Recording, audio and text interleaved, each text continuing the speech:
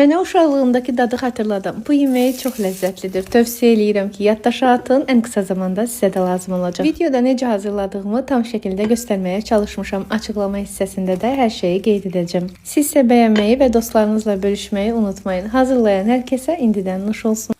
Bu kebabı evdə hazırladıktan sonra əminəm ki, ən yaxşı restorandan belə artıq bu kebabı yeməyəcəksiniz. Bizə lazım olacaq tək şey sobamızın olması. İçərisinə istifadə etdiyim bütün ərzaqları aşağı hissədə mütləq qeyd edəcəm. Sizdən xahişim bəyənməyi, rəy yazmağı və çox sevsə sevdiklərinizlə bölüşməyi unutmayın ki, hər kəs bu gözəl ləzzətdən faydalansın. İzlədiyiniz üçün təşəkkür edirəm.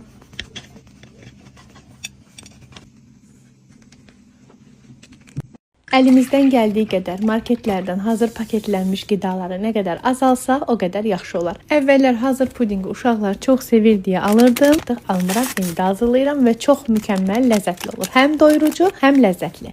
Qabaqcadan söyləyim, pudinqə nəyi nə qədər istifadə etdiyimi açıqlama hissəsində mütləq qeyd edəcəm. Gələk hazırlanmasına, inanın, hazırlanması 20 dəqiqədən artıq vaxt almır. İlk öncə qazançaya südü, şəkəri, nişastanı, unu, kakaonu, vanili əlavə edirik və ocaqda qatlaşana qədər bişiririk. Üzərini istədiyimiz meyvə ilə rəngləndirə bilərik. Hazırlayan hər kəsə indidən nuş olsun. Bugün sizlərlə ən minimal şəkildə buzluqda necə ət saxlayıram, onu bölüşəcəm. Onu qeyd edeyim ki, əti qəssabdan alırıq. Aldığım əti yumuram. Sadəcə qiyma etdiyim əti yuyuram, süzürəm və qiyma hazırlayıram. Aldığım ətləri yeməkliyib belə paketlərə paylaşdırıram. Sonra isə üzərinə yapışqanla yapışdırıb işimi pratik edirəm. Mənə maraqlıdır, sizlər əti hardan alırsınız? Marketdən, yoxsa qəssabdan və əti yuyursunuz? Evdə sadəcə 4 ərzaqla mükəmməl bir salat hazırlamaq istəyirsiniz. Elə isə videoya sonuna qədər baxın. Bəyənməyi, rəy yazmağı, yaddaşa salmağı unutmayın. Çox bəyənsəz sevdiklərinizlə bölüşün. Bunun sadəcə çətinliyi badımcanları qızartmaqdır. Hazırlayan hər kəsə nuş olsun. Əgər sizin də vaxt məhdudiyyətiniz varsa, mütləq dolmanı bir də bu şəkildə yoxlayın. Badımcan biber dolmasını vaxtım az olduğunda mən açıq dolma olaraq belə bişirirəm. İstifadə etdiyim bütün tərəvəzləri açıqlama hissədə yazaram. Videoda da görüldüyü kimi tərəvəzləri küp-küp doğrayın və sırasıyla bişirin. Sonra da qiyməsini əlavə edərək qapağı bağlı şəkildə 20 dəqiqə bişirin və hazırdır. Çərəz dükanlarında satılan açıq qozu sevmədiyim üçün təzə qoz çıxarkən 5-6 kilo qoz alıb ilk öncə otaqda sərib quruduram. Sonra isə qozları qabıqlarından təmizləyib soba listinə yığıram. Sobanı isə 50 dərəcəyə qurub qozları tam 45-50 dəqiqə qovururam və bu şəkildə yaya qədər rahat istifadə edirəm. Süfrələrimizin bəzəyi olan döşəmə plovunu hərə bir cür hazırlayır. Xanımlarımızın çoxu bu plovu çiğ toyuqdan hazırlasa da mən bu plovu qızarmış toyuqla daha çox sevirəm. Bunun üçün ilk toyuğu hissələrə ayırıb ayrı bir tavada qızartıram, sonra isə düyünü süzürəm. Süzdüyüm düyünün altına hazır lavaşlardan istifadə edərək qazmaq düzəldirəm. Hazırlayan hər kəsə nuş olsun. Həm görünüşü, həm dadıyla süfrələrinizi bəzəyəcək bu salata bəziləri bilərzik, bəziləri isə nar salatı deyil. Bu dadlı və göz oxşayan salatı narı mövsümü ikən hər kəsə hazırlamağı tövsiyə edirəm. Salatda istifadə etdiyimiz bütün ərzaqlar öncədən bişirilir və rəndənin iri gözündə rəndələnir. Videoda görüldüyü kimi rəndələnmiş ərzaqlar bir buludun içərisində stəkan vasitəsilə bilərzik formasında şəkillendirilərək üzəri bol narla bəzədilir. Hazırlayan hər kəsə nuş olsun. Bu vaxta qədər sobada balıq yeməmisinizsə, demək ki, mənim kimi özünüzü bu ləzzətdən məhrum burax. Keçənlərdə aldığım 2 balıqdan birini sobada bişirməyə qərarına gəldim. İlk olaraq balığa kəsiklər atıb göstərdiyim ədviyyatlarla sos hazırlayıb hər tərəfinə gələcək şəkildə sürtdüm və 20-25 dəqiqə gözlədim. Üzərinə yağlı kağız örtərək sobada orta gözdə 200 dərəcədə bişirdim. Bu üsulla hazırlasanız sizlər də çox sevəcəksiniz. Hazırlayanlara nuş olsun. Deyəcəksiniz ki, yay bitdi, üzü payıza gedir, bu qız hələ indi paylaşır. Bəli, doğru deyirsiniz, amma yaddaşa verin, gələn il bu üsulla hazırlayın ki, ağzınız dada gəlsin. İllərdir pomidoru bu üsulla hazırlayıram, həm çox ləzzətli olur, həm də hamı tərəfindən çox sevilir. Onu da deyim ki, bağladığım bankaların biri də xarab olub açılmır. Turşu bağlamağında nələrdən istifadə etdim açıqlama hissəsinə mütləq qeyd edəcəm. Siz də açıqlamanı diqqətli oxuyun, əgər qaranlıq qalan bir məqam olsa, rəy bölməsinə yazın, qısa zamanda cavablayacağım.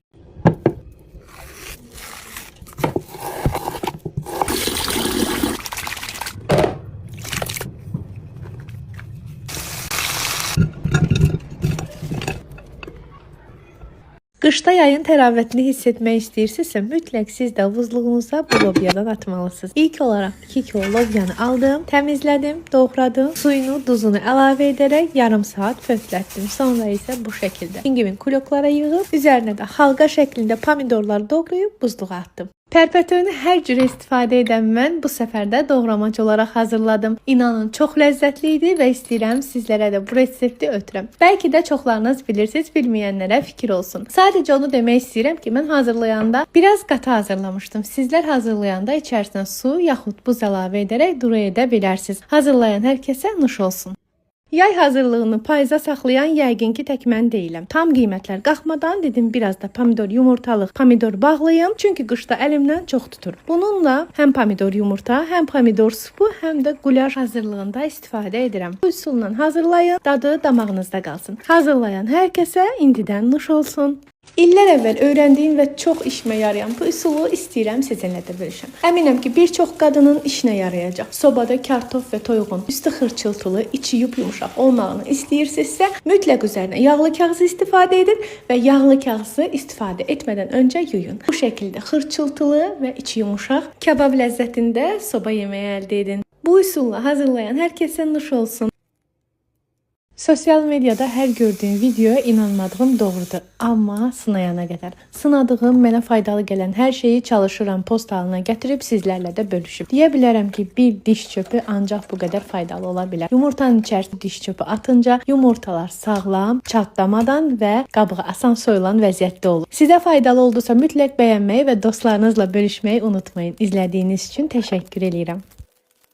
Uşaqlarınızın bəhbəhlə yeyəcəyi, sizin də mənə ömrü boyu dua edəcəyiniz bir salat resepti verim sizə. İlk olaraq xırda şəkildə olan makaronu qaynadırıq, üzərinə rəndələnmiş xiyar və kökü əlavə etdikdən sonra hazırladığımız süzməli sarımsaq qatığı, bir qaşıq mayonezi və duzu əlavə edib qarışdırıb soyuducuda yarım saat gözlədib sonra nuş edirik. Hazırlayan hər kəsə nuş olsun.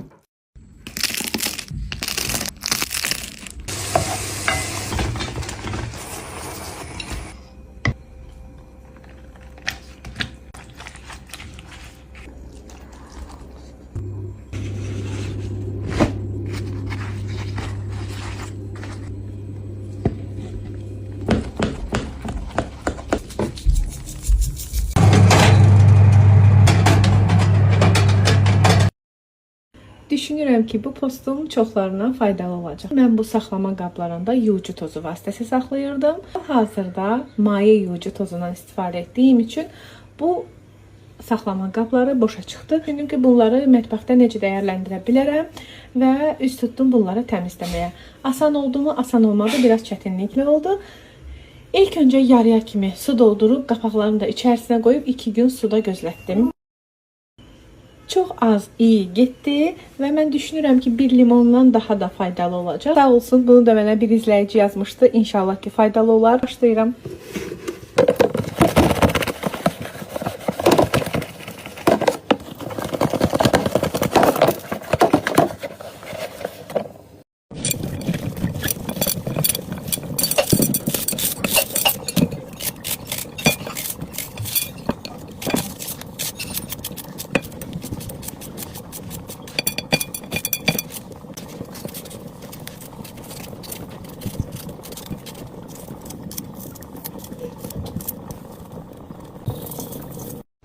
Sütlaçı necə hazırladığımı soruşan xanımlar, sütlaç məndə çox gözəl alınır.